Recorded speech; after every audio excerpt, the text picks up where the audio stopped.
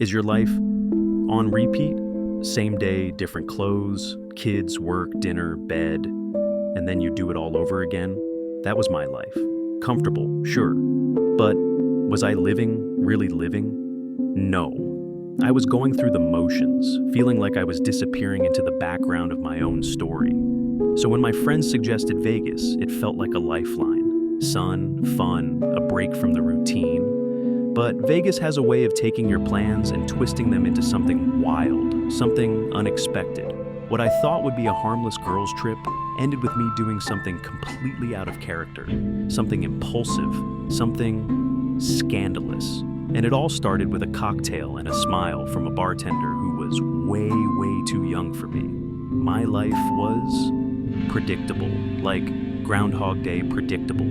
Wake up, make breakfast, get the kids off to school, battle traffic to get to my office job, stare at spreadsheets all day, battle traffic back home, make dinner, help with homework, maybe watch some mindless TV with my husband Tom, then bed, and then repeat. 15 years of marriage to Tom, and honestly, we'd settled into a routine so deep it felt like concrete. We had a good life, a comfortable life, the kind of life you're supposed to want, right? The house in the suburbs, the 2 kids, the annual family vacation. But somewhere along the way, the spark had just fizzled out. We weren't fighting, there was no drama, but there was also no us. We were more like well-oiled business partners, efficiently managing our household, co-parenting our children. But the romance, the passion, the feeling of being seen, truly seen by the person you share your life with, that felt like a distant memory. I felt like I was just going through the motions, playing the role of wife and mother perfectly. But inside I felt like I was fading. Like I was losing myself in the endless cycle of routine. Then my friends, Sarah and Jen, bless their hearts, they came up with this crazy idea. A girls' trip to Vegas, just a weekend. No husbands, no kids, no responsibilities. Just pure, unadulterated fun. And honestly, it sounded like a lifeline. I felt like I was drowning in the everyday. And Vegas, with all its bright lights and craziness, felt like the only thing that could pull me back up for air. I needed to escape. I needed to feel something other than just tired and invisible. I needed to remember who I was, the woman I was before wife and mother became my entire identity. Vegas was sensory overload in the best possible way. Stepping out of the airport and into that wall of warm, dry air, the flashing lights, the constant buzz of energy. It was like stepping into a different dimension. Suddenly, I wasn't Sarah, the accountant, wife, and mom anymore. I was just Sarah, and it felt incredible. The hotel was pure Vegas glitz, all chandeliers and velvet ropes and the constant clinking of glasses. My friends Sarah and Jen were just as giddy as I was. We checked into our room, threw our bags down, and immediately hit the ground running. First stop, the pool. Lying in the sun, sipping fruity cocktails with little umbrellas, laughing until our sides hurt. It was pure, unadulterated bliss. We spent the afternoon gossiping, people watching, just soaking up the feeling of being carefree and irresponsible for once. That night, we got dressed up, really dressed up. Sparkles, heels, the whole 9 yards. It felt amazing to put on makeup and actually try again. To feel a little bit glamorous after months of leggings and messy buns. We hit the casinos, trying our luck at the slots, even though none of us really knew what we were doing. We went to a show, some cheesy magic act that was so bad it was hilarious. Everything was just fun, easy, light. For the first time in years, I felt like I could actually breathe again, like the weight of my everyday life had just evaporated in the desert heat. It was exactly the escape I'd needed. And then, on our second night, we wandered into this swanky hotel bar for a nightcap. That's where we met Ethan. He was behind the bar, this young guy, maybe mid-20s, and he just had this energy, this smile that could light up a room. He was effortlessly charming, cracking jokes as he mixed drinks, and he just seemed to have this way of making everyone at the bar feel like they were having the best time of their lives. And somehow, amidst all the noise and the crowds, he seemed to notice me. It started with just banter. Harmless flirting across the bar as Ethan mixed our drinks. He'd make a joke about my friend's terrible slot machine luck, or compliment my dress, just little things. But his smile, it was like sunshine, and his eyes, they'd linger a little too long, hold mine for a beat longer than necessary. It was just playful, lighthearted, Vegas flirting. But as the nights went on, it started to deepen. We'd find ourselves gravitating back to his bar every evening. After dinner, after the shows, even after my friends were starting to fade and head back to the room, I'd find myself wanting to linger at the bar just for one more drink, just to talk to Ethan a little longer. The conversation started to shift, less about cocktails and Vegas attractions, more about us. He'd ask about my life back home, my job, my family. And I, surprisingly, found myself opening up, telling him about the monotony of my routine, the feeling of being stuck, the quiet ache of disconnection in my marriage.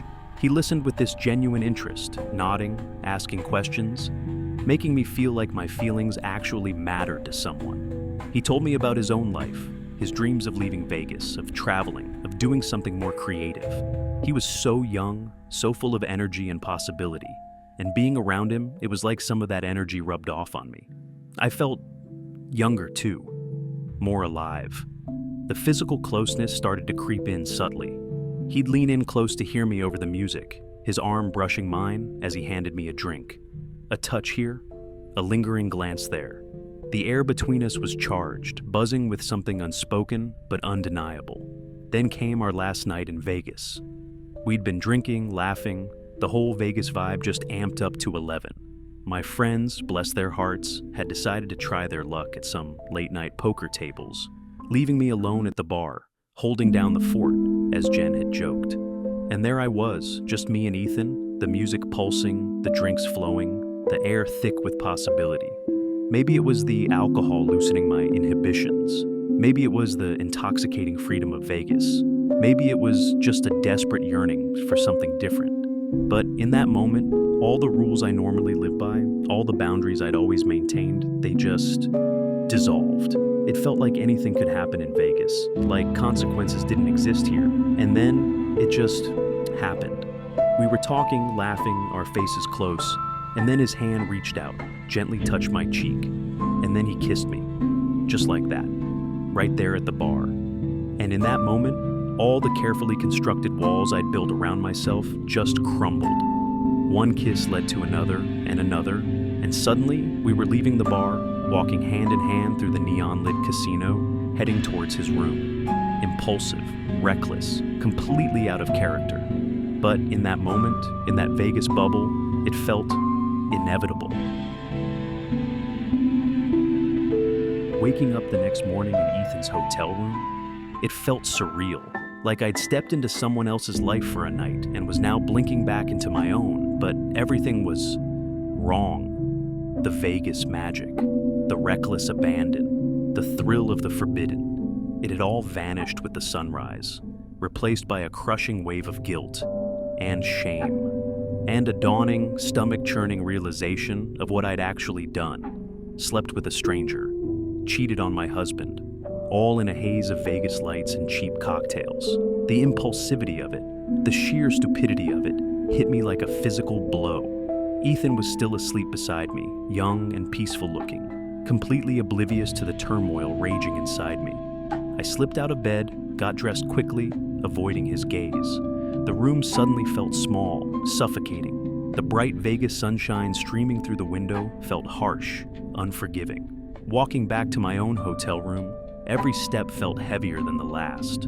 My friends were already up and packing, buzzing with excitement about the flight home, reminiscing about the weekend. I plastered on a fake smile, trying to act normal, but inside, I was crumbling. The flight home was agonizing.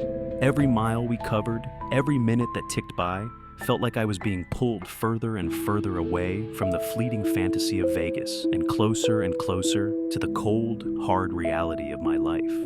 Looking out the airplane window at the clouds below, I felt like I was watching my old life rush towards me, and I was dreading the impact. Walking through my front door back home, it felt alien, unfamiliar, like I was stepping onto a stage set for a play I no longer knew the lines to. The house was quiet, peaceful, too peaceful. Tom was there, in the kitchen, making lunch for the kids, just like any other Sunday.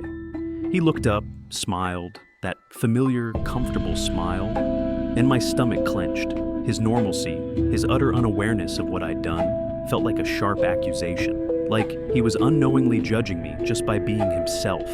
The kids ran to greet me, full of stories about their weekend with Grandma, hugs, kisses, the usual Sunday afternoon chaos, but everything felt tainted. I felt tainted, like I was carrying this heavy, dirty secret that was polluting everything around me. I was back in my real life, back in my routine, back in my marriage, but I was different now, broken somehow, and I was carrying this heavy, shameful weight, this impulsive, reckless decision that threatened to unravel everything I'd built.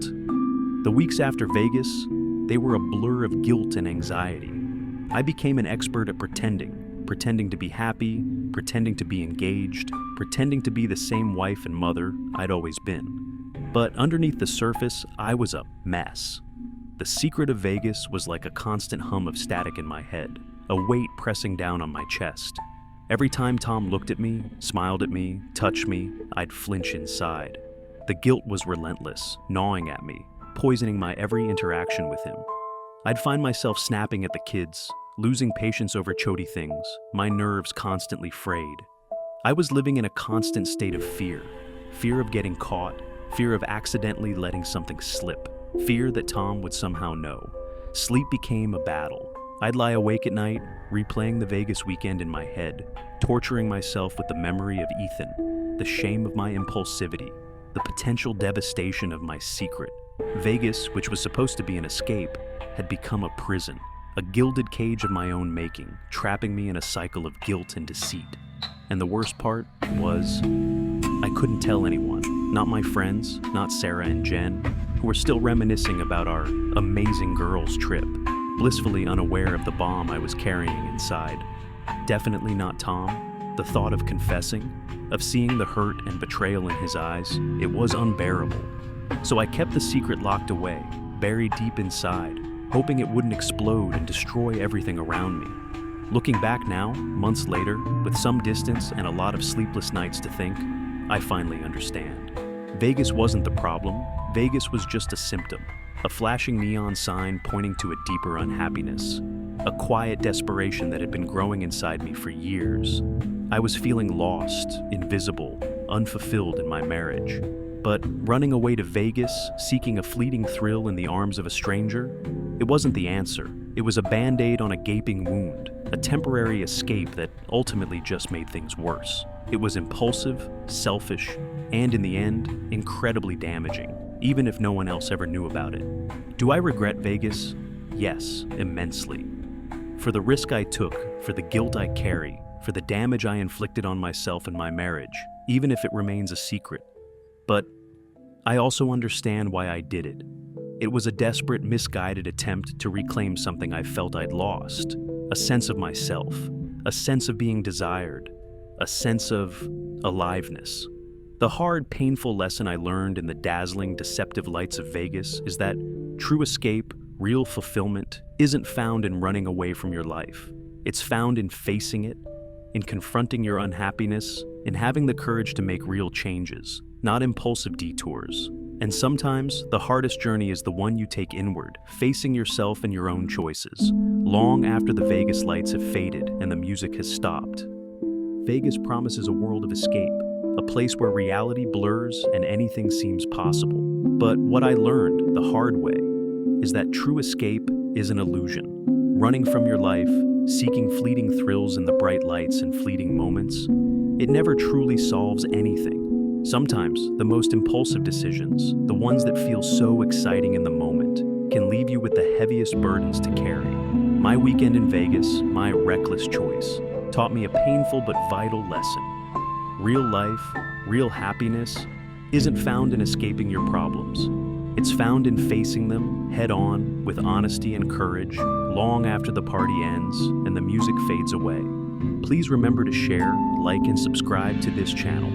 Also, Don't forget to turn on post notifications to be among the first to watch our videos. See you in the next video.